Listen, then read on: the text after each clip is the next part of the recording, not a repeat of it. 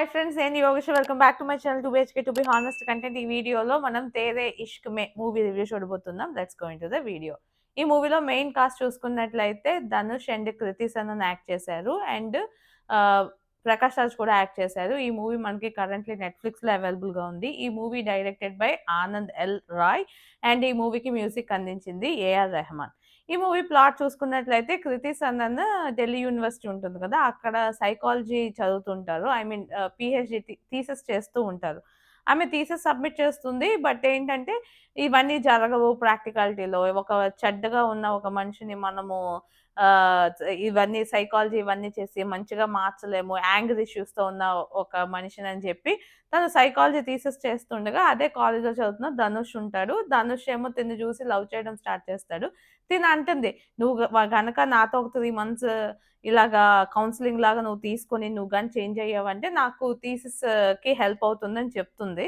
So, Dhanush కూడా ఒప్పుకుంటాడు. తర్వాత ఏమైంది, వీళ్ళిద్దరి లవ్ స్టోరీ ఏమైంది అండ్ 7 ఇయర్స్ తర్వాత మనకి ప్లాట్ చూపిస్తారు. అదంతా కూడా మనకి మిగతా మూవీ. ఈ మూవీలో పాజిటివ్స్ అంటే ఏమో నాకైతే పాజిటివ్స్ ఓకే. కాస్ట్ అనిపించింది. ఆబ్వియస్‌లీ ఫస్ట్ పార్ట్‌లో ధనుష్ ఉంటారు. అంటే ఫస్ట్ పార్ట్ అని చెప్పలేము. బట్ 'రాంజనా' కైండ్ ఆఫ్ మూవీయే ఇది కూడానా. సో, ఫస్ట్ 'రాంజనా'లో కూడా సేమ్ ధనుషే. బట్ ధనుష్ 'రాంజనా'లో ఎలా అయితే ఉన్నారో అంత రేంజ్‌కి ఇక్కడ అనిపించలేదు నాకు. ఎందుకంటే 'రాంజనా'లో చాలా నేచురల్‌గా ఉంటారు. ఇందులో గూడా నేచురల్‌గానే ఉన్నారు. కానీ మధ్య మధ్యలో కొన్నిసార్లు డైలాగ్స్ గాని, ఆ స్ట్రెస్ చేసి మాట్లాడినప్పుడు గాని చాలా డిఫరెంట్‌గా అనిపించిందనమాట. నేచురల్‌గా లేనట్టు నాకనిపించింది. బట్ స్టిల్ పెర్ఫార్మన్సెస్ అవన్నీ కూడా బాగున్నాయి. అలానే కృతి సనన్ కూడా చేశారు. ప్రకాష్ రాజ్ వచ్చే ఒక 4, 5 సీన్సే ఉంటాయి పర్టిక్యులర్‌గా చూసినట్లయితే.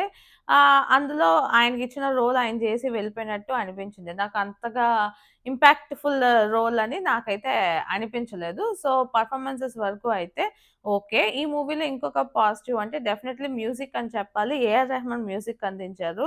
ఆ మ్యూజిక్ మెయిన్‌గా 'తేరే ఇష్క్ మే' సాంగ్ గానివ్వండి, ఇంకా కొన్ని కొన్ని బిట్స్ చూసినట్లయితే అవన్నీ గూడా బావున్నాయి. సో, ఓవరాల్‌గా నాకు A R Rahman background music and 1, 2 songs బాగా అనిపించాయి. కానీ మధ్యలో ఒక దగ్గర బీజీఎం వచ్చినప్పుడు 'ఛత్రపతి కుంభిస్తల' అదొస్తుంది గదా, ఆ మ్యూజిక్ ఎక్కడో కనెక్ట్ అయినట్టు నాకనిపించింది. అది అది కూడా 3 టైమ్స్ రిపిటివ్‌గా 3 డిఫరెంట్ సీన్స్‌లో వచ్చింది అన్నట్టు నాకనిపించింది. మేబీ అదే ట్యూనా లేదా కొంచెం డిఫరెన్స్ ఉందా అన్నది మనకి ఐడియా లేదు. అండ్ ఈ మూవీ ఓవరాల్‌గా 2 అవర్స్ 45 మినిట్స్ ఉంటుందనమాట. మూవీ చాలా పెద్దది. అంత పెద్దదిగా ఎలా తీశారన్నది నాకు అర్థం కాలేదు. ఎందుకంటే కాన్సెప్ట్ తీసుకుంటే ఒక లవ్ స్టోరీ. ఇప్పుడు 'ఏమై చేసావే' type of kind of love story అనుకోండి. సో, అలాంటి కైండ్ ఆఫ్ లవ్ స్టోరీయే ఇది కూడా. దాన్ని బాగా డ్రాగ్ చేశారు అన్నట్టు అనిపించింది. ఎందుకంటే 3 ఫేజెస్‌లో చూపిస్తారనమాట. 7 ఇయర్స్ అప్పుడు. 7 ఇయర్స్ క్రితం ఏం జరిగింది, 3 ఇయర్స్ క్రితం ఏం జరిగింది, ప్రెజెంట్ ఏం జరుగుతుంది, ఇలా ఇలా ఇలా అన్నీ చూపిస్తూ ఉంటారనమాట. నాకంత ఇంపాక్ట్‌ఫుల్‌గా అనిపించలేదు. ఎందుకంటే same director, same hero, same music director ముందు ప్రీవియస్ మూవీ అదే చెప్పాను కదా, 'రాంజన'. 'రాంజన' చాలా బావుంటుంది. ఆ మూవీలోని ఒక క్లారిటీ ఉంటుంది. హీరోయిన్ ఏమైనా చేసిందంటే దానికి ఒక క్లారిటీ ఉంటుంది. హీరో అక్కడ కూడా చైల్డిష్ బిహేవియర్‌తోనే ఉంటాడు ఎక్కువగా. ఉన్నా సరే అతనికి లవ్ అంటే ఎంత ఇంట్రెస్ట్ అనేది అక్కడ చూపిస్తారనమాట. సేమ్ అదే ఇంకా స్టోరీ అదంతా గూడా ఆల్‌మోస్ట్ 90% సేమ్ లానే అనిపించింది. నాకెక్కడ డిఫరెన్స్ ఏమి కనిపించలేదు. బట్ ఇందులో 'ఏమై చేసావే' మూవీలాగా హీరోయిన్ ఒకసారి ఇష్టమంటది, ఇష్టం లేదంటే అలా అలా కన్‌ఫ్యూజ్డ్ మెంటాలిటీతో ఉంటుంది కదా, సేమ్ అలాంటి క్యారెక్టర్ ఇక్కడ పెట్టారు. చాలా సిమిలారిటీస్ వేరే వేరే మూవీస్, మన సౌత్ మూవీస్‌లో చూసిన సిమిలారిటీస్ చాలా ఉన్నాయన్నమాట. ఏంటంటే 'అసురన్' మూవీలో ఎలా అయితే మన ధనుష్ వెళ్లి అందరి కాళ్ళ మీద పడతాడు, అలాంటి సీన్ ఇక్కడ గూడా ఒకటి ఉంటుందన్నమాట. ఇలా చాలా సిమిలర్.